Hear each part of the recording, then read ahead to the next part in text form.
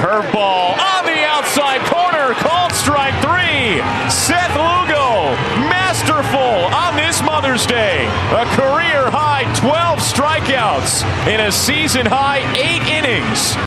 An outstanding day for Seth Lugo and the Kansas City Royals on Sunday. They win over the Angels by a final of 4-2 as Lugo gave up just one earned run over 8 innings, struck out 12, again 5 hits that he gave up, and Lugo getting the win, moving to 6-1.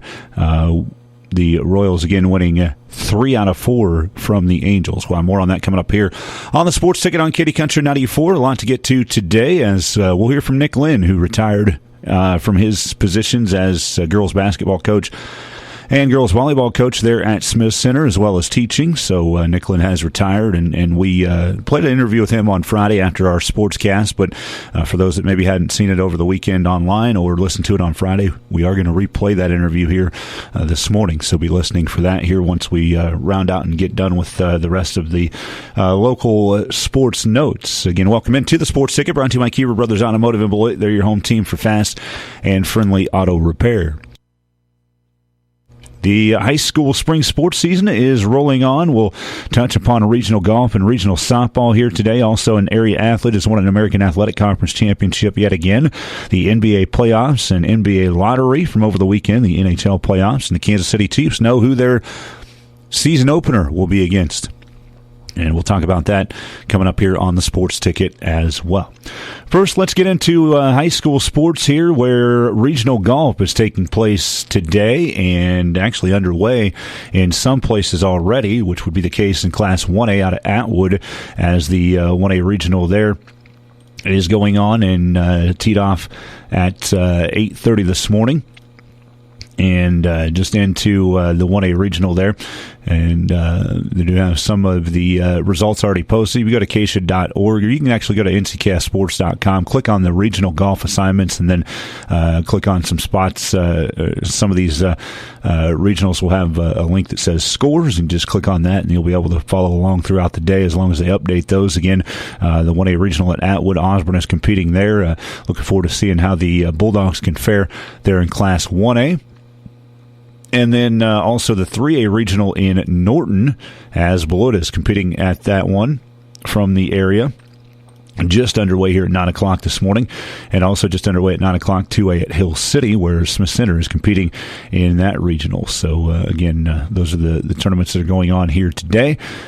For area athletes, some of this has been pushed back to tomorrow for some of the area, but as of now, all the area athletes are competing today from the immediate area that we would have with athletes out here in regional golf. Again, looking to qualify for the state tournaments, which will be held next week.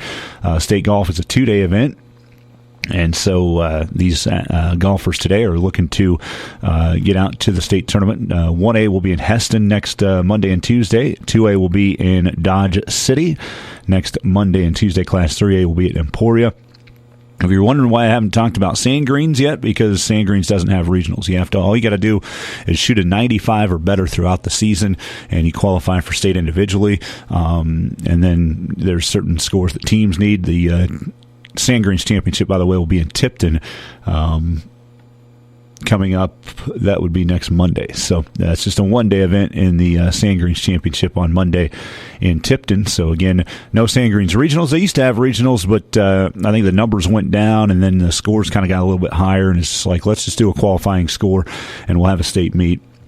And that's the decision that was made. I can't remember how many years that's been going like that now, but I'd say it's longer than I think. It's probably at least 5 years. But, again, the Sand Green's just a state tournament. But regional golf going on today, 1A, 2A, and 3A. 4A, Concordia is competing, but theirs has been postponed to tomorrow. So we will keep track of all of that. Class 3A, Beloit at Norton again. It's been a good year for Jennings Sloan there for Beloit. He's been one of them that have been toward the top of the standings for Beloit at times. Luke Cheney as well. So we'll see if the Trojans can have some success out at Norton today. Smith Center in Class 2A. We'll be keeping an eye on them as well.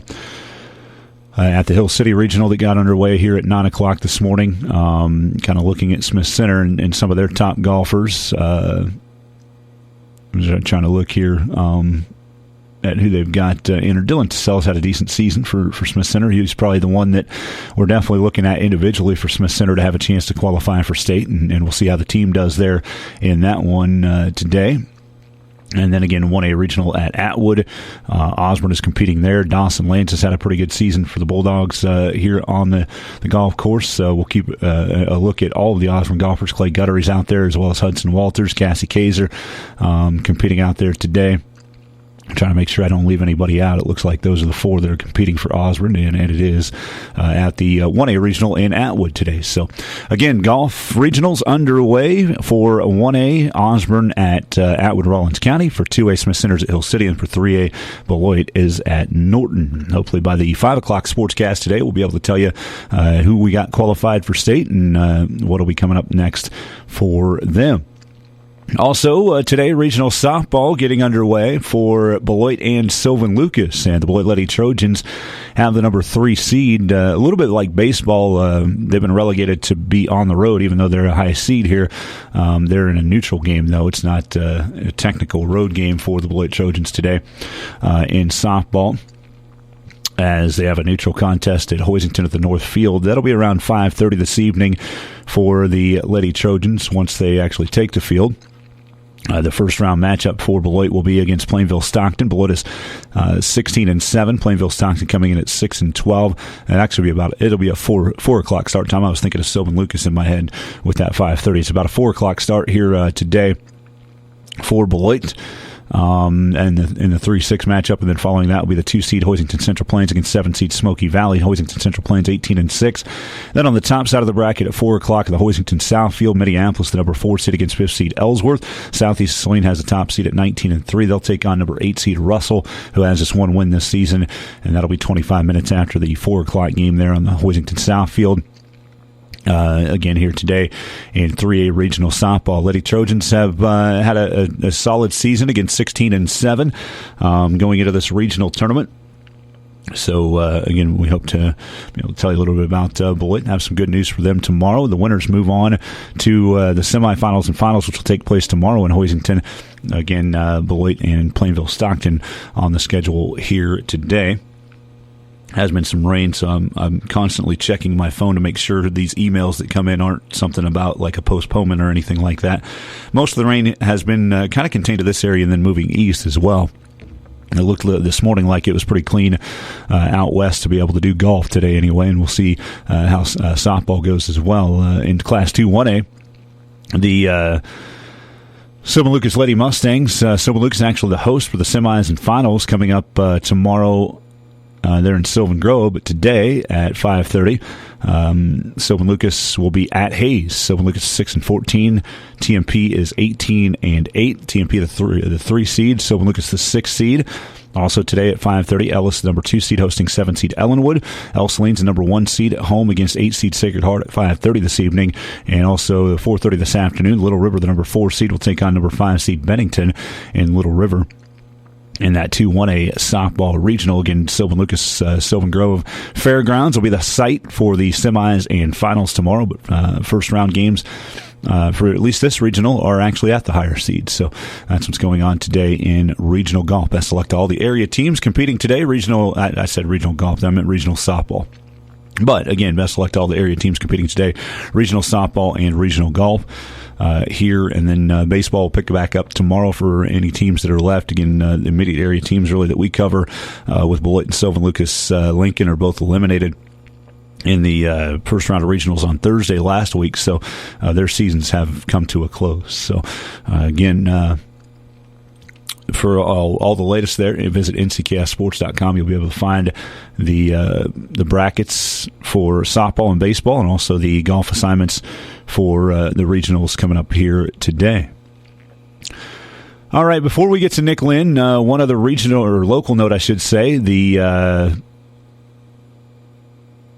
AAC Track and Field Championship took place. American Athletic Conference at UTSA in San Antonio this weekend, and yesterday, Beloit native, St. John's graduate Brady Paulin took home another championship. He won the indoor high jump championship earlier this spring in track and field. And yesterday he took the outdoor high jump championship for the American Athletic Conference there in San Antonio for Wichita State. He cleared 7.2 1/4 on his first attempt to wrap up the championship. It is his first AAC outdoor championship, again getting the sweep of the indoor and outdoor high jump championships in the American Athletic Conference, and it is his 7th all-conference honor that he earned on Sunday with that jump. And what a season it's been for Brady Paulin there for Wichita State. He's constantly being named the athlete of the week or the field athlete of the week by the American Athletic Conference. I've lost track without actually looking at the website and all that to remember actually how many he's won. But there was a time there where I was asking if he was going to let anybody else win field athlete of the week there in the American Athletic Conference. It's actually a very good weekend for a lot of high jumpers from the state of Kansas, as 3 Kansas high jumpers took home conference championships. I want to pull up the post that I saw on that, and hopefully I'll be able to find it here. I think Brady's dad might have shared that. That might be my quickest route to finding it. But, yeah, here we go. Kansas high jump sweep. 3 small school Kansans, 3 of the very best in the country, actually, and they competed in 2A and 1A in high school. Tyus Wilson of Sterling from Nebraska won the Big Ten indoor and outdoor high jump both. He won the outdoor at 7 feet 6. Devin Loudermilk of KU and West Elk High School also won the indoor and outdoor in the Big 12 at 7.4 1/4. And Brady Paulin winning both the indoor and outdoor high jump in the American Athletic Conference against 7.2 1/4 there on Sunday in San Antonio. So that's very, very impressive. We've been tracking, Tyus Wilson is a name that we've tracked for a long time. Also Devin Loudermilk, who's the younger brother of Isaiah Loudermilk, who played for the Steelers in the NFL from West Elk, went to Wisconsin and played D1 ball, and then Isaiah's a heck of an athlete as well, following in his brother's footsteps, and had an outstanding season, again at 7.4 1/4, winning the Big 12 high jump there this weekend. And then, again, Brady Paulin.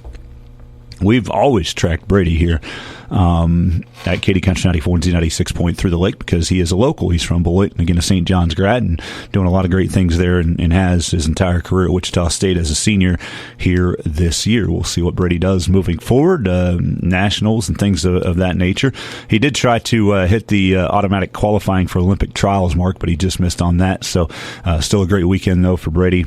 And a championship at 7.2 1/4 in the AAC Outdoor Championships in San Antonio in the high jump. All right, again, for all the latest in local high school sports, you can visit ncksports.com, and right now you can read about Nick Linn, who retired after 35 seasons with the Lady Red as the head coach of the volleyball and basketball teams there. He was also a teacher for those years at Smith Center.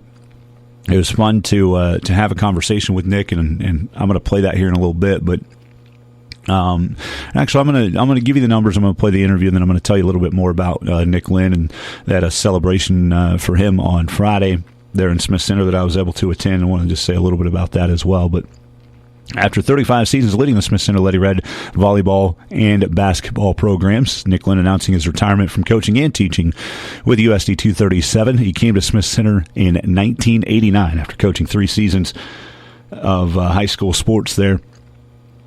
Of girls basketball and volleyball at St. Xavier in Junction City, as again the Lady Red coach over a 35-year stretch combined to win 1,537 games/matches, compared to just 572 losses, converting to a winning percentage of just under 73% during his time in volleyball and basketball at Smith Center. State level was more success as far as sustained success in the volleyball ranks, qualifying for the state tournament 18 of 35 seasons, 10 of the past 11.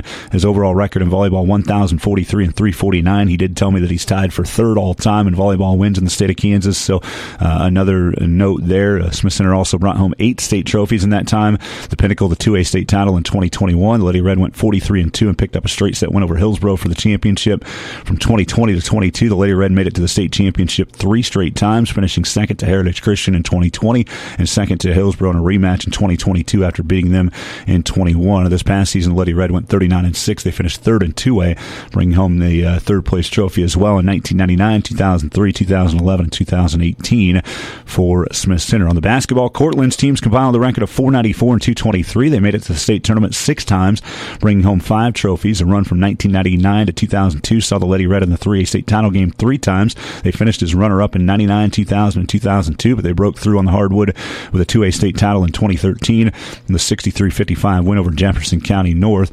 The list of accomplishments in the 35-year career for Nick Linn, it's impossible to compile here as I talk about it, or in a story that I posted at ncksports.com. And he had multiple athletes that went on to play at the collegiate level.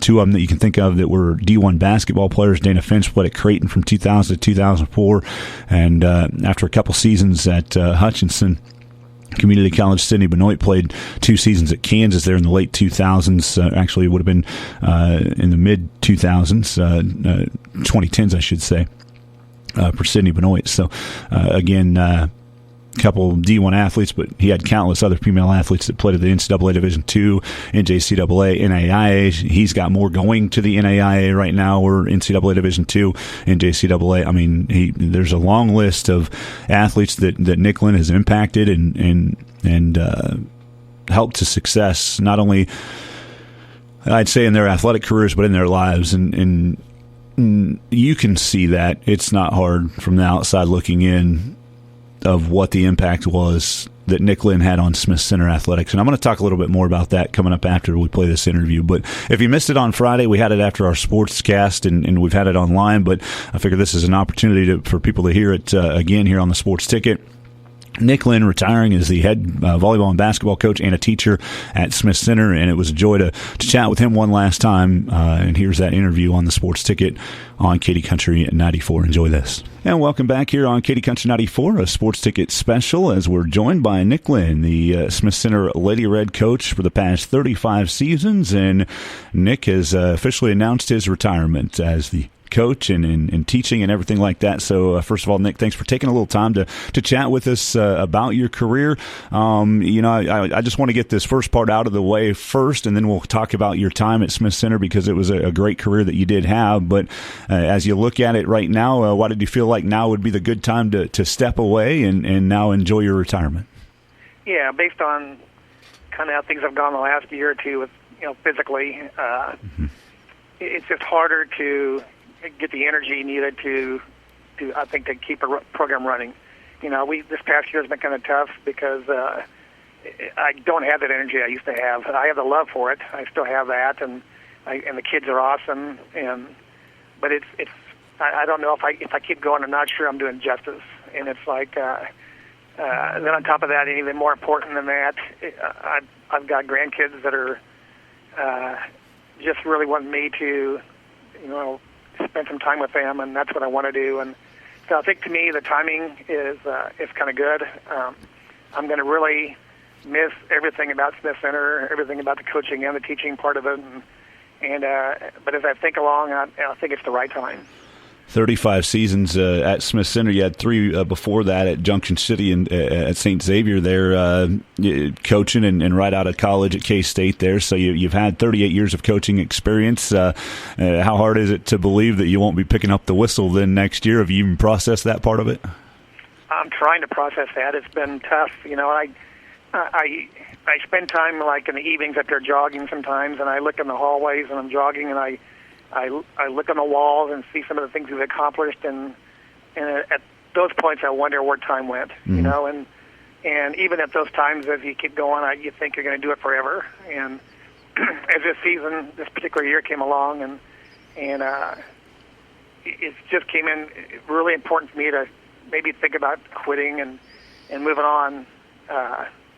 It's hard to process that, like you mentioned. It's hard to realize that that's going to come to an end, but I've got a very supportive family, like I said, and I think this next step is going to be exciting and just as important, and I'm looking forward to it. We got a chance to process now your career and what you've been able to accomplish over the last 35 years. Like you said, you see those trophies, you see everything in the halls and the success that you did have. 35 years in volleyball, you won 1,043 matches, you won 75% of your matches as a coach there, and 35 years at Smith Center. And then in basketball, you won 494 games and had a lot of success there. You've got a state championship in each one of those sports. I kind of want to focus on each sport individually, though, and you did coach track as well, but these team sports are where you had so much success. 18 state tournament appearances in volleyball and 10 of the last 11. You had 8 state trophies, including that state title in 2021. When you look back at the volleyball portion of your time there, how much did it take to build that program up and just an unreal run of success here of late? Well, that's interesting, because when I first came to Smith Center, that really was the sport I wanted to get away from, and just do basketball. And again, just like in my St. Xavier days, the boys' basketball was not available, and even the girls just got taken by another teacher, and so what was available was volleyball, and I didn't take it reluctantly. I was happy to take it, and I was so glad I did, because over the years, that's the one sport that I felt more comfortable, to be honest. And we always say that volleyball is it's not a sport that a lot of adults understand, and if you've been in the sport, you understand it, and the more you're in it, the more you understand it. But a lot of people don't. And when you talk about basketball, it's the other way around. If you have 500 spectators, you have 501 coaches. That is. And, but volleyball's been really, really good to me, and Smith Center has been really good to me. And my wife and I, and my family, we moved here in '89, and not knowing what to expect. And I remember the first practice, I was looking at 30. We were middle 3A back then, and looking at 33 players who I knew none of them, and didn't have an assistant in town yet. And so that group, no returning starters and top of things, but they worked really, really hard. That was my only losing season as a coach in 38 years. We came out and we had a terrible record. We were literally 5-20, and but the good part about that is it was a really good starting point. We put in really good work ethic. Parents bought in, and by the time that year ended, the kids weren't eager to end the year, and they were still excited. And we went in, knocked off the number 1 team in sub-state. We were the 8th seed, and that was to me was a big thing for the whole season. As we went in, knocked off the best team, and then we almost won the semis against Phillipsburg. And after that, I think it was within 2 years. I think we maybe at our state tournament, we had a really good record by the 3rd year, and from that point on, it was literally just getting through and understanding what it means to have a tradition and get going in that. So I've been lucky. I've been lucky with the school here, with the support here, with the parents here, and the kids would never work as hard as they do here without the parental push and backing, and that's what I've had. And then you shift, and that goes into basketball as well. You made 6 state tournament appearances there, 5 state trophies. You had a run there in 99, 2000, and 2002 where you just couldn't quite get over that hump. You had 2 state second-place finishes, but you were able to get through in 2013 and win a state championship that year. Over the basketball time of how everything went, what stands out there? To me, basketball has been it's tougher to me as a coach to make it to the state tournament. We've had, when we do make it, we've done well, and I think we've gone 6 times, and we've been in the state finals 5 times, but it's hard to get in that door in basketball, seems like, and a lot more coaches have put in time and effort into that sport more so, and it's tougher. And whereas in volleyball, I think there's more rotation in coaches, and there's more coaches going in and out, and trying to reestablish things that way. It's not been as tough, and but I've appreciated. I like it's tougher for me. Basketball's 4 months during the school year, and it takes Thanksgiving and Christmas away from kids and coaches, and but the buy-in never wavered. It's all the same. The biggest thing that we've had since I moved here with the girls program is the use of the weight room too, because before I got here, the girls, it was taboo for the girls to even be in the weight room, and we started that going. And I think in terms of volleyball especially, we got a leg up on a lot of our competition because we were in the forefront of the weight room process, whereas a lot of teams weren't. And So we built that, and we've got some good coaches here that have put time in and built that, and we still do. And so I don't think it's going to be a program that's going to go south. I think it's going to be, the effort's going to be there. They've got the good parental support, and as far as coaching is coaching. So it was all. The work is hard. The reward is great. We're talking with Nick Linn, retiring after 35 years of coaching at Smith Center, 38 total. Coach, I know one of the things that's really stuck out to me about this conversation so far is that you talked about your kids and the buy-in that they had. And so I know that when I chat with you all the time, you always give credit to the girls that have done this and made your success at this level of high school volleyball or basketball or whatever it may be. And you've had a lot of talent run through these halls. Dana Finch played D1 ball at Creighton, and Sidney Bedoya ended up at Kansas in D1. But the list goes on and on of college players. But those aren't the only ones that are helping you win, right? It's everybody as a team, and I know that most of the credit you're going to give to the girls that played on your teams, right? If I could get them all back here for one more hug, I would do that, because there've been a lot of girls go through here, and I don't overlook that. I don't overlook all the time they put in. It's time. It's hard work. It's camps in the summer, and it's all that, and it's been complete buy-in, and I don't overlook any of that. And yeah, it is. It's mostly it's them, and the parental support that has them work hard every day and continue to do it. Kids these days, it's harder. They do, a lot of them do their own thing now, and it's a little bit different, and so to have buy-in, it takes a lot of work, but. Honestly, here at Smith Center, it's been less work, because I think from day one, there's been buy-in with the tradition thing, and we've had coaches go through here, and especially in basketball, where they don't stay real long. They're great coaches, but they don't stay, and anytime you have that, I think it's tough. We've mentioned many times, and I have with other talk shows, where our basketball and volleyball programs have been consistent, because we've had people.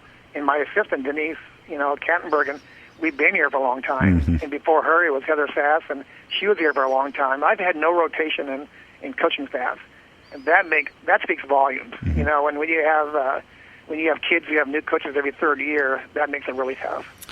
Obviously, I had to create those relationships. When you moved here in 1989, did you ever think it would be 35 years at one place in Smith Center?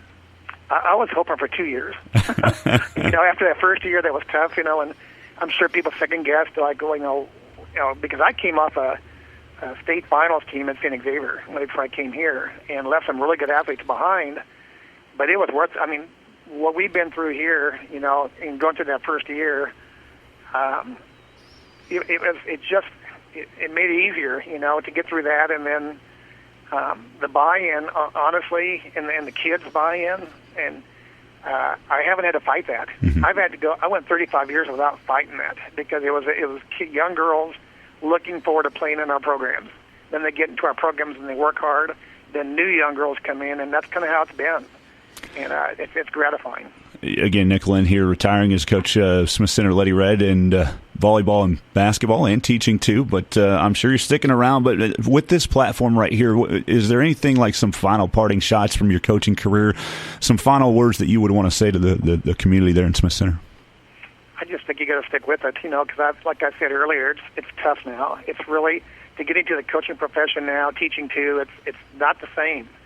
It just doesn't feel the same. There's more turnover now, and so you got to work twice as hard. You just got to keep plugging away. And I think if I had to see anything with for future coaches that's coming in for basketball and volleyball in my programs, just continue the hard work and stick with it, and don't be a 1 or 2 year thing, and don't get into that cycle where it's not where it doesn't seem important. So that's what I would say. And if we can have that, I think it's going to continue, hopefully for a long time. Nick Linn, Smith Center Lady Red coach, retiring coach. We certainly appreciate all the time that you've given us over the last, however many years I've been chatting with you on the locker room chats, probably, 18 to 20. I've lost track, but we certainly appreciate all your time and wish you absolutely nothing but the best in your retirement. All right.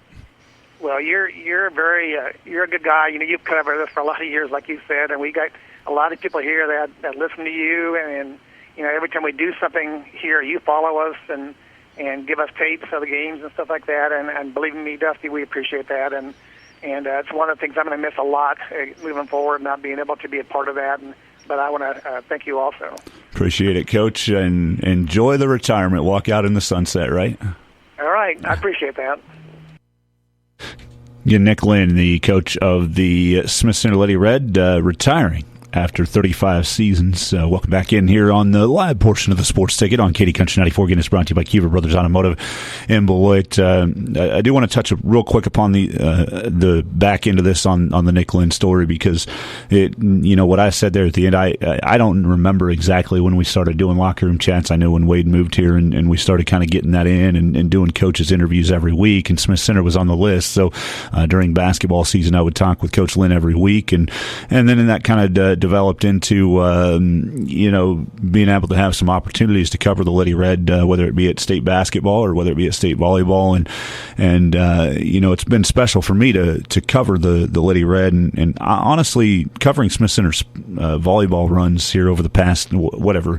I haven't done every single one of those tournaments because there was some conflicting times when I couldn't be there, but I've done most of them, and just to see them at state volleyball and to cover that caliber of volleyball, and to see the effort and work that went into making it to state 18 times out of 35 seasons and 10 of the last 11 years. That doesn't just come because of just talent alone. That comes because the coaches and the players and the assistant coaches, like Coach Linn said, they all buy into what they're doing there, and they all put in the effort, the work in the summer to get themselves right and to get themselves in the shape and condition to be able to do that. For the year they won state, they went 43-2, so 45 matches or more throughout a season, maybe less, just depending on how many matches you get in. Most of the time, it does seem to be about 45, though, when you make it to state and then play those 5 matches if you can make it to the finals or the semifinals on Saturdays. So, just watching that and seeing the progress of that team, and then finally seeing them win a state championship in 2021 was special for obviously everybody that was there. But I'm speaking of a broadcaster that actually got to call the matches and do the matches. People ask me a lot, like, what's your favorite sport to call on the radio? And my quickest answer used to always be basketball, because it's quick moving and there's not a lot of delay and downtime. I love calling football. Football is a lot easier if I have somebody with me as a color commentator, if Todd's next to me or whoever it might have been at any point during the past. But I used to always just say basketball was my favorite sport to cover. But once I kind of got into doing play-by-play for volleyball, I'll tell people that volleyball is actually my favorite sport to do play-by-play for, and it shocks them. They're kind of surprised about it. But the volleyball thing is so quick, it's moving so fast. Sometimes I get a little bit behind, but and I think I've probably gotten the most comments about my volleyball play-by-play than any other ones. And that comes with covering a team that's outstanding and covering teams that make it to the state tournament, no matter who that team is from the area that I cover. But, I've been mostly covering Smith Center over the past, 5 or 6 seasons out of state volleyball. So it's been just unreal to see that program build and to see the effort that they put in year after year, and to see the success that they have year after year and making it to the state volleyball championships. And man, when they won that state tournament, it was there was a lot of tears shed there of obvious joy and for all the time and effort that they had put in. They made it to the state championship the year before losing to Heritage Christian, and then came back and beat Hillsboro in 2 sets, straight set win there. And the year after that, they didn't even look like they were going to win their pool there, and then came back against Inman to make it to the semifinals and had a good matchup that put themselves into the championship match against Hillsboro again, and unfortunately they fell there in 2022 in 2 sets to Hillsboro. But Hillsboro was just outstanding that year, and had everything it took to win a state championship. But when I look back at the time that I've had here, I've been here I've done 20 seasons of sports, 21. I can't do the math. I always forget to count that 1 year that's part of that. So I'm pretty sure I've done 21 seasons of sports. I came here in 2003, July of 2003, and started doing sports broadcasting here at Katy Country 94 and Z96 Point through the Lake then. And so now we're at 2024, and again, 21 years into this thing. We're looking, and I've covered a lot of very, very good teams, and I've covered a lot of sports. I've covered, over 1,500 games broadcast probably in my career. I don't have that number right in front of me. I actually do keep track of that, but I don't have it in front of me right now. But I'm going to tell you right now, some of the most fond memories that I'm going to have whenever this is done for me. the most fond memories I'm going to have, and part of those will definitely include Smith Center Lady Red Volleyball. And that goes to the success that they had, but that also, for me, it comes back to Coach Linn, because I'd talked to him so much over the years with basketball locker room chats, and then anytime I'd need anything from Nick, it's a phone call or an email away, and boom, I'll have it. I mean, he's all about not only building that program and getting his girls into positions to have a lot of success, not only on the court but also in life. I can tell that, and I'll tell you about that here in a second as well. But for me, it was very, very obvious that he wanted to let his girls get love too, like, promote the program, talk about his players, talk about his girls, and that was very evident any time that I ever covered Smith Center sports, that Nick Linn was going to be there as a champion for his teams and his girls and his athletes and his students. I don't think I don't know enough about what he did in the classroom, but I'm going to guess that his students feel the same way about him as his athletes did, even if they didn't play a sport with Coach Linn. I can't guarantee that, but I have seen from the outside looking in the impact that he does have on the girls that play for him and in his program, and it is crazy to see. I'm trying not to make this too long, but hey, Nick deserves the time. I'm just going to say that right now. I might run long on the show today, but Nick deserves the time. And for all the times that I've chatted with him, and one of the biggest memories that'll always stick out for me with Nick too is when they won that championship, Smith Center Volleyball in 2021. They had a celebration up at Smith Center High School. I don't know, it was like probably 2-3 weeks after the state championship match, and so it's kind of basically, I think it was probably just tied into what they would always do for an awards night, right? And so they went in there and they did their normal stuff. Nick was the leader of the pack, the MC, and reading off all the accomplishments and all the awards. They had a highlight reel, and it was kind of cool. They had my voice on one of the cuts on the state championship cut when Lottery-Nhl got the kill to win state, and so that was cool. And I remember being there, and toward the middle of that thing, they played a video. And if you ever wondered if you've had an impact on somebody, I can't imagine what was going through Coach Linn's mind when that video played, because there were videos, there were selfie videos, recorded videos on a cell phone from players that have played for him in the past, whether it be volleyball or basketball or whatever it was. And there was one on there from the first season he ever had as a coach at Smith Center, congratulating him on winning a state championship. And it went all the way through until 2021 with girls that were congratulating him on his success and winning state championships. And I mean, there was not a lack, there was not a dead spot as far as eras or years or whatever it was. There were people from 1989 all the way to 2021 that congratulated him and took the time to record, even if it was a 30-second or 60-second, a minute video of what he meant to them and what he meant to Smith Center, what he meant to the program, what he meant to everybody that he was involved with coaching or whatever it may be. And so I'll just never forget that night, because that happened. And then it was kind of special to be part of that night, because when Coach was reading off all the awards that everybody had won, and I think Coach Kattenberg, right there next to him, as she has been in basketball and volleyball for so many years. And it was so interesting to see that. And then they're reading off all the awards. And in the middle of the awards ceremony, I'm in the back because I showed up right as the thing was starting and I didn't want to interrupt anybody. And so I'm in the back of the auditorium at Smith Center, and my phone buzzed pretty early in the ceremony, and it was the Kansas Volleyball Association All-State teams being announced. And so it came in on my phone as KVA All-State, and Nick had said during his presentation that KVA will be coming out soon. And so I'm sitting in the back, and I'm like, I don't want to interrupt this thing, but this would be kind of cool if I can just tell him, hey, I sent it to Denise. I said, Denise, look on your phone. KVA is on your phone. It has been released. I kind of wanted it to be released that night and be able to tell the audience there and everybody that was involved who had won awards. And it was a huge thing, because there was a lot of Smith Center on that All-State team, and Lottery-Nhl was the 2A player of the year that year, and it was kind of cool for me to be able to relay that information and be there to make sure that they knew that, and it was announced that night. And here's another story of who Nick Linn is. He has this list right in front of him, he reads off Talon was first team. I think Ashlyn Long was first team as well. And then I think Cam was on the Cameron Hutchinson was on the All-State team, maybe third team honorable mention. I don't have that list right in front of me of who all made All-State that year. He reads all that and then does the grand finale drum roll. Please, Talon Rentschler is your 2A state player of the year in volleyball. What he failed to mention is that he himself was the coach of the year in 2A state volleyball, and he breezed right past that. Did not even mention it. I had to tell Denise, hey, he's coach of the year too. Make sure everybody knows that. And so that was a special night that I'll always remember because, not purposely.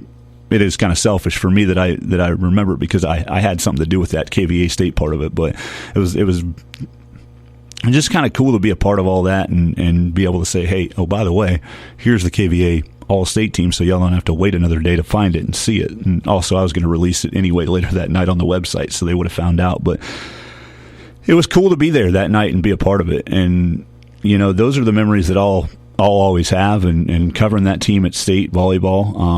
I didn't really ever get to cover them at state basketball because I was in different arenas and different places at the same time, but we definitely did cover them on the radio station at state basketball as well. And man, the time with Nick has been outstanding, and I know I've spent a lot of this show talking about Nick Linn, but like I said, I feel like he deserves it. If you want to know the impact that he had on me, I wore a Smith Center Lady Red shirt up to his celebration on Friday, which, by the way, is another example. He told me that there were people that were up at that celebration at the New Covenant Church in Smith Center on Friday there was a girl that was part of his first team that was there. And he had people traveling from all over the place to celebrate him and to thank him for the career that he had. And he told me during our interview on Friday, he's like, hey, we're having a thing up here if you want to come up. And I was like, hey, you'll probably see me there, Nick. And he's like, I was just joking. And I'm like, I'm not. It was a no-brainer for me to go up there. And I have a Smith Center Lady Red shirt that I'll wear because they won state that year. And I was like, hey, get me a shirt because, I was part of that from the broadcast side of things, and I wanted to remember it and have a token of that season. And I said on my Facebook post the other night, I said, if you want to know the impact Nick Linn has had on me, he's gotten a Trigo grad to wear the colors of another Mid-Continent League school, which in and of itself is very difficult. There's still one school in the MCL that I'm not ever going to wear their shirt or colors. If you know me, you know who I'm talking about. But the impact that he's had on so many people, it's immeasurable. And it's going to be weird not talking with Nick Linn every week. I'll just say that. And I think it's going to be weird for the coaches or the people of Smith Center, the community there, to not see him on the sideline coaching and on the bench coaching. But he's earned it. He's earned this time. He's earned his retirement. He's earned everything that he's gotten.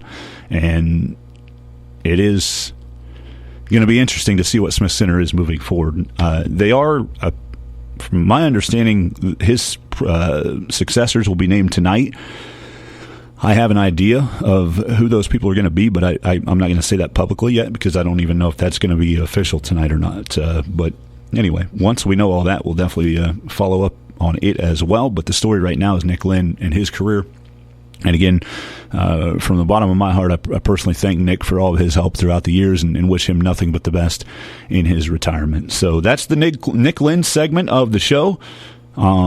We're going to take a break here. When we come back, we will talk about the Royals, the NBA playoffs, NBA draft, lottery, the NHL playoffs, and also the Chiefs know who they're playing in the first game of the season. It's all coming up here on the Sports Ticket, brought to you by Keefer Brothers Automotive in Beloit.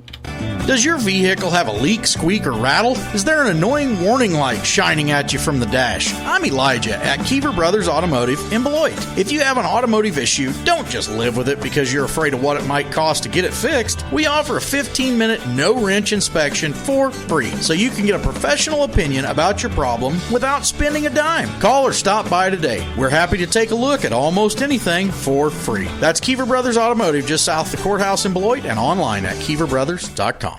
All right, back on the Sports Ticket here on Katy Country 94. As we talked about at the beginning of the show, the Royals picking up a nice win over the Angels on Sunday. Seth Lugo, an outstanding performance as he went 8 innings and had a career-high 12 strikeouts. The 8 innings was a season high for him.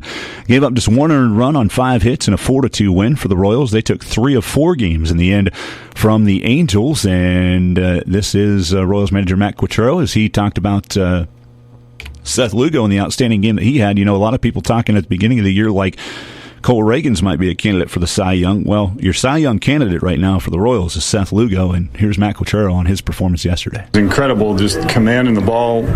You know, everything is right there, so they have to honor every pitch, and he changes it up so much and gets the weak contact early in the count. But to strike out 12 and only throw 110 or 112 pitches or whatever, that's really remarkable. And just the confidence that you have when he's out there. I mean, he just comes out and feels like he's in total control all the time. It was kind of interesting to me that he went back out for the 8th inning because he was already approaching 100 pitches. I think he had 99 going into the 8th, and Quatrero rode him and got him out in the 8th inning there.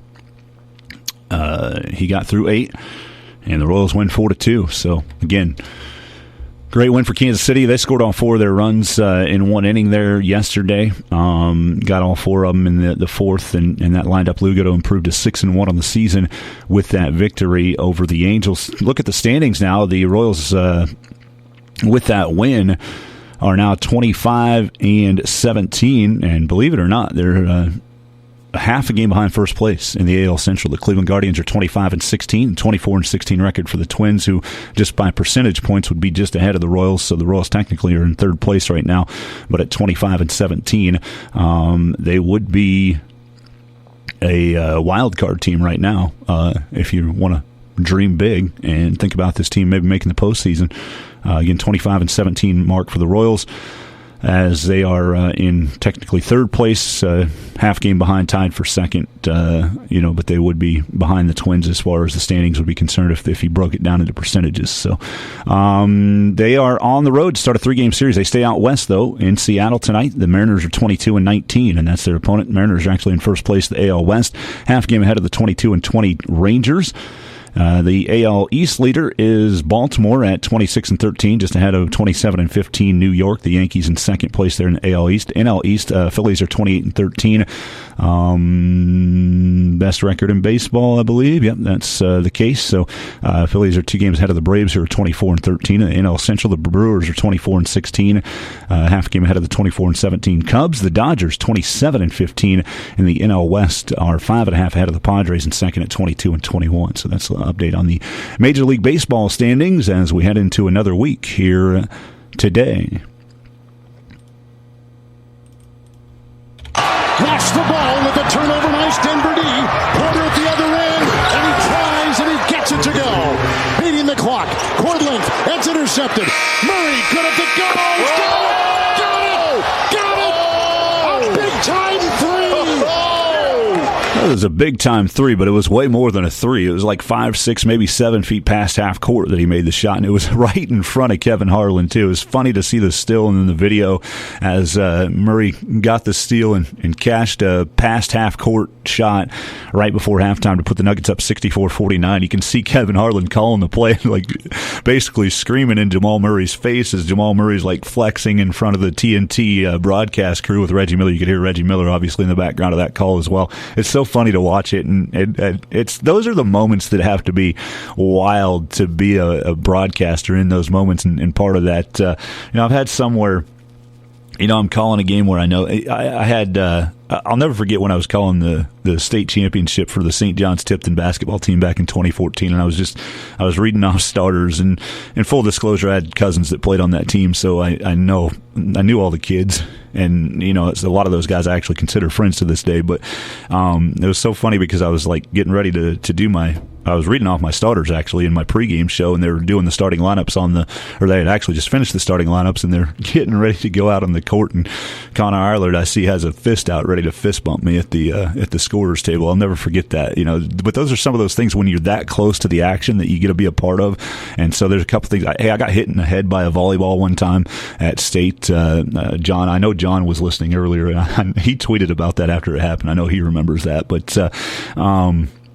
you can get live into the action when you're on the court is basically what I'm saying. And that half-court shot happened right in front of Kevin Harlan and Reggie Miller. And so Jamal Murray's flexing and Kevin's calling the game and screaming and excited about it. Not screaming, but, loud and excited about it. I think Kevin's one of the best of keeping his excitement where it needs to be and where it needs to go in big moments like that, and still captivate and keep everybody involved in the broadcast. I mean, the dude is one of the best to ever do it. There's no question about it. And even as a K-State fan, I can say that about a KU grad. Kevin Harlan's outstanding at what he does, and that was exciting. You could hear the call. It was exciting, and it was right in front of him where the shot took off. Now, the Nuggets pick up a win. Again, they went up 64-49 at halftime with that big shot from Jamal Murray. They won 115-107, and man, if you are a Timberwolves fan, you've got to feel sick to your stomach because you weren't able to get a win in Game 3. You won both games in Denver to go up 2-0. You're feeling good. You're going back home. You have a stranglehold on this series. They always say the series hasn't started until a road team wins. You won both games on the road to start the series. And then you go back to Minnesota, and boom, the Nuggets take 2 games, and now we're right back where we started. 2-2 tie, basically 0-0, and you're going in and need 2 wins to wrap this thing up. So the road team has won all 4 of the games here in this series, and there's a tweet out there that it's no player in the NBA is as effective or blatant in stalling with a lead than Nikola Jokic. He does this by delaying the ref's 5-second count, fumbling the ball or passing it to the ref, and then rolling it to his teammate. They say he wasted almost a minute of game clock in the fourth quarter, and there's videos of what he's doing there. And, hey, this is legal. It's something that obviously loopholes take advantage of them, right? And in the fourth quarter, the Timberwolves had 1 minute less of play, basically, because Nikola Jokic was heady and smart and knows that, hey, I don't have to. I got time to pick this thing up before he starts the count, and then I've got time to pick it up before the count ends, and then I can just throw it in, and it's in play, rolling, and the shot clock does not start until all that process is finished. And it's very interesting to see that, and it's very interesting to Wade tagged me in that earlier today. It is funny to watch it, but it's not. It is. It's like Wade said here on the tweet that he sent out. Little things go a long way, and they absolutely do. He's Nikola Jokic is one of the best at it. It's still watching him, like he does not look the manner in which he carries himself. Just that's a 3. If you were just started watching basketball and you watch this guy, you're like, that's a 3-time MVP in the NBA. Obviously, there's debate about whether he should have won it this year, apparently from a lot of people, but it is funny to see that in the way he plays. But man, he's been efficient and was efficient in the win last night. Jokic led the way for the Nuggets with 35. And again, they even the series at 2 apiece. Anthony Edwards continues to play very, very well, though.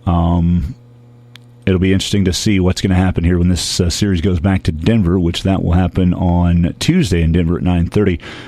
The Nuggets and the Timberwolves. Anthony Edwards, despite a loss, dropped 44 again yesterday for the Timberwolves. Now the Pacers went into their series going home 2-0 advantage for the Knicks, and the Pacers picked up a 111-106 win on Friday night to get within 2-1, and then yesterday they jumped out to a 34-14 lead after the first quarter and absolutely never looked back. 121-89 the final as the Pacers get the win and tie the series at 2 in the East as well. So both of those game fours were won by the team that was down in the series. The Nuggets were the road team, the Pacers were the home team, 121-89. It was a balanced effort from the Spurs there, or the Spurs. This way, my mind goes to my favorite team, apparently. A balanced effort for the Pacers as they got 20 from Tyrese Halliburton to lead the way in that victory for Indiana. Again, a 2-2 tie. NBA playoffs continue tonight as the Celtics and Cavaliers meet in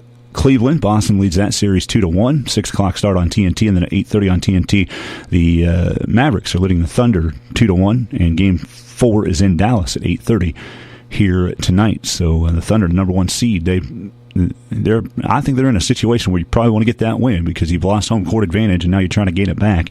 You got to win one of these in Dallas, and this is your opportunity after you lost the game on Friday, I believe it was. But anyway, you lost the last opportunity to get in there. Actually, it would have been on Saturday.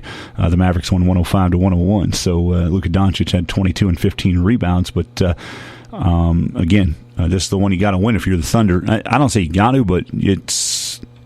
I never say must win because you'd only be down 3-1, and there have been teams that come back from 3-1 deficits. But boy, you'd love to win this one if you're the Thunder for sure. And obviously, Cleveland's in the same boat. And now I'm going to say Boston wins tonight and Oklahoma City wins tonight. So I've not been very good at picking these, though, because I figured Minnesota would win at least one of those games at home, and they lost both of them to Denver. So that's an update on the NBA playoffs. Also, the NBA draft lottery, as we give an update on that. That was yesterday afternoon. My cousin was texting me, what if the Spurs won the number one pick and ended up with Alexander Sarr from France along with Wemby? They'd be unstoppable. And I'm like, well, first of all, Sarr's a center, too. He's 7'1", whatever he is. And I'm like, I don't know if that would actually fit for the Spurs, but I said that'd be wild, but I don't think the Spurs are going to – I don't think the NBA is going to let the Spurs get the number one pick again. I say let. Listen, I'm going to sit here and say that it's rigged, but I don't think they're trying to let the same team get a number one pick 2 years in a row. I'm just saying, if we need to figure out a way that they're not going to be the number one pick again, let's try to do that. The Spurs are actually sitting in a pretty decent position. They did not get the number one pick. The Atlanta Hawks, despite a 36-46 record and a 3% chance to get the number one pick, actually got the number one pick. So, again, the Hawks are at the top of the list there as they win the draft lottery. It was conducted at McCormick Place Convention Center in Chicago there. The Hawks, again, with the first overall pick. The draft will be Wednesday, June 26th at the Barclays Center for the first round, and they're moving second round to Thursday, June 27th. So that's I don't think they've ever done that before this year. I think that's new. That they're having the draft in two. I don't know if it's necessary, to be completely honest with you, but whatever. The number 2 pick went to the Washington Wizards. Houston gets the number 3 pick. The Spurs have the number 4 pick. And then Detroit, who actually had the worst record in the NBA, dropped all the way to number 5. They've had their chance to have a number 1 pick. They continue to lose and lose and lose. And that's why you have the lottery, right? So you can't have a team that loses year after year after year. They have the worst record in the league and then always get the number 1 pick like the NFL does, right? That's why the lottery's in place, to make sure that teams are not tanking all the time. Again, the Hawks hitting the jackpot despite just a 3% odds after finishing 10th in the Eastern Conference. They dropped their final 6 regular season games. They lost to the Bulls in the first round of that play-in tournament, so they were part of the lottery there. And General Manager Landry Fields says, it was a shock when I first saw that it was between us. It wasn't us between 10 and 12, and it launched us into the top 4. I was like, all right, we've got a real shot at this thing. And the Hawks did get the number 1 pick. I've had a couple people asking me what I thought about how everything was going to turn out with the Spurs and who they might pick, since they know I'm a Spurs fan. And I'm like 4-8. You got the foundation already there. You won the lottery, and one of the lotteries of all lotteries last year, getting Victor Wembanyama, who was a unanimous Rookie of the Year pick this year. And so I'm looking forward to seeing what they do, because they do have picks 4 and 8, and everybody's like, oh, you think they'd package him to get the number 1 pick? Here's my thought. Again, like I said, Alexander Sarr is who people would be talking about for the Spurs, because he's from France, and so is Victor Wembanyama. Maybe some tie-in there, connection there, connection with Tony Parker in the past from France, Boris Diaw from France in the past has played for the Spurs, and it makes sense, right? The Spurs going after international players, and especially from France, because they've had some success with those players, obviously. But for me, if I see the Spurs trade the 4 and 8 picks, I'm hoping they're trading for an actual human veteran body that's in the NBA right now that they can put in. I don't think they're going to trade both of those picks. I think they'll pick at 4. There's a point guard, Nikola Topic. I think he's from Serbia, 6'6". I'd love a 6'6" point guard on my team in the NBA, that's for sure. And so if he would be there at 4, that would work, and then you can trade. They've got assets, multiple assets moving forward in the draft in the future, kind of like the Thunder, right? Just a lot of picks piled up because of trades and shedding cap space and doing things of that nature, and taking on trades for picks and all of that, and taking on contracts just to eat them for the other team and get picks out of the deal as well. I mean, they've got a lot of picks, so for me, I'm hoping maybe that point guard will be there. They'll pick him and then build from there. But you got the spot, the main portion of that locked up with the draft of Wembanyama, and now you move forward and see what you can do. Nobody cares about the Spurs except for me, so I won't talk much more about it. But I did have people asking me that, so it'll be interesting to see what happens there in the NBA and who the number 1 pick will be. I'm not 100% sure on who that might be in the end, but we'll keep track of it. Again, the Atlanta Hawks get the number 1 pick in the NBA draft. Backstop, Joshua, one more shot, off target, rebound, played wide, and the Canucks have now won and win Game 3. Yeah, the Canucks picking up a win in Game 3 of the NHL semifinals in the Western Conference, winning over the Oilers in Edmonton 4-3. Also in the NHL, it was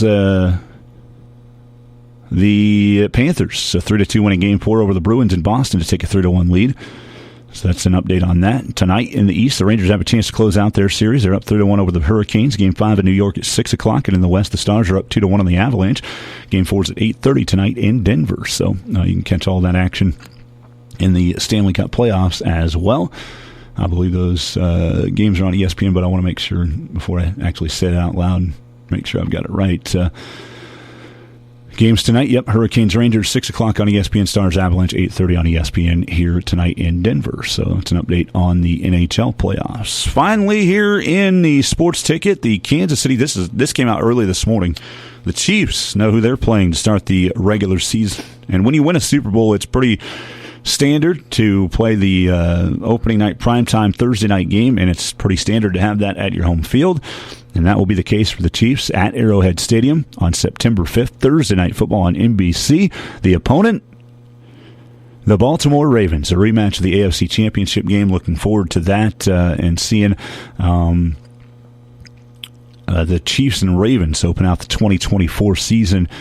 I know that it was one other game announced, and we'll get to that here momentarily, but the Chiefs and Ravens will open out there. It'll be a 7:20 kick. It is on NBC, so don't worry. You don't have to get Peacock to watch the game. It'll be on NBC. Lamar versus Mahomes to kick off the 2024 season. That's it. We keep riding that promotion, right? Just the quarterbacks are the only players on the team.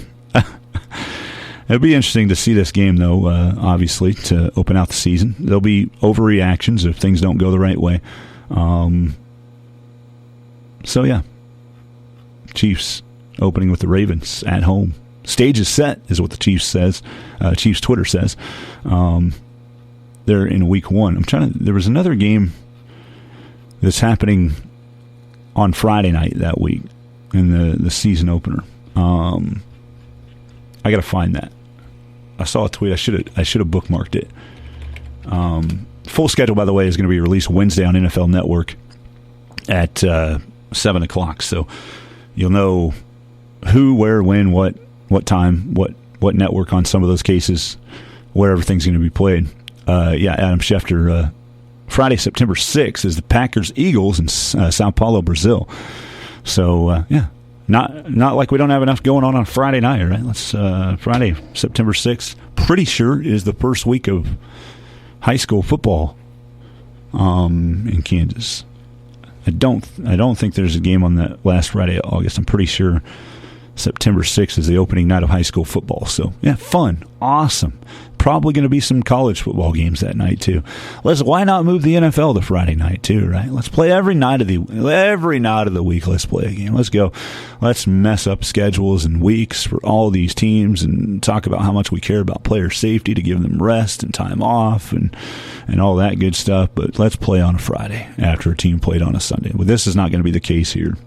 This is the first game of the year. There'll be plenty of time off between the last preseason game and the first regular season game. But you get my point, right? Like, you're talking about all this stuff. All you care about is the dollar. What are you going to make off of this from a TV contract or whatever? Fans, I'm going to promise you this. Sao Paulo game is not going to be sold out. So they're putting that on Friday for the TV sets and the dollars that's going to generate in marketing for the NFL. It's pretty obvious. But, again, we can complain about it until the cows come home, as the old expression used to be, or we can complain about it until we're blue in the face. Not going to matter. They're going to do what they want to do. They're going to do it how they do it, whether it's NFL, college football nowadays, obviously is a big business as well, especially with NIL and all that that's going on in transfer portal. Everything is going on. It's a business, and it's a business that, quite frankly, doesn't really care about what their consumers are doing on a Friday night in Kansas. Let's just put it that way. Anyway, NFL Friday, September 6th, Packers, Eagles in Sao Paulo, but the season will start on September 5th in Kansas City at Arrowhead Stadium. The Ravens at the Chiefs. We'll see what happens in the rematch of the AFC Championship game. I'm not even going to read that. Anyway. So, NFL season schedule, again, coming out on Wednesday, the full schedule. 7 o'clock should be on NFL Network is where they usually have that and release all that. So, we'll keep track of that, and we'll chat about it coming up later this week, more than likely, and see what the Chiefs' schedule looks like. I know we went long today, but again, that time was reserved for Mr. Nick Linn, and congratulations to Nick, and we wish him nothing but the best in his retirement there at Smith Center, and hopefully he can enjoy the grandkids. You know, that's something that's come up with a few of the coaches that have decided to step down here in the spring is family, you know, and you can't fault anybody for wanting to have more time with family. Nick's been doing this for so long that he earn the right to go out on his own terms. There's no question about that. So, again, congratulations to Nick on a fine coaching career of 38 years overall and 35 at Smith Center. We've loved every minute of it, and I've loved every minute of having the opportunity to speak with Nick. And you know, we, just like I said with Coach Grauerholtz last week, Nick and I have had a lot of conversations off the air that have been so much fun, and just to pick the brain of somebody that's been doing it that long. And also to, complain about some things that might not be going the right way sometimes. So, again, I appreciate all of Nick's time over the last, however many years. Like I said, I've been doing probably about 16, 17, 18 years we've been doing locker room chats. And I know that Smith Center appreciates his time for 35 years, or else he wouldn't have lasted that long there. Again, those breeds are running out as far as having tenures and careers that last that long as a coach, with all the outside stuff that's involved in that as well. So congrats to Nick on an outstanding career. Thanks to everybody for listening to me chat a little bit about Nick today. Hopefully you have a great rest of your day, and we'll talk to you again tomorrow on Waterside Wake Up. State, regional, and national sports talk on your schedule. The Sports Ticket Podcast. Subscribe via Apple, Google, and TuneIn Podcasts or sunflowerstateradio.com.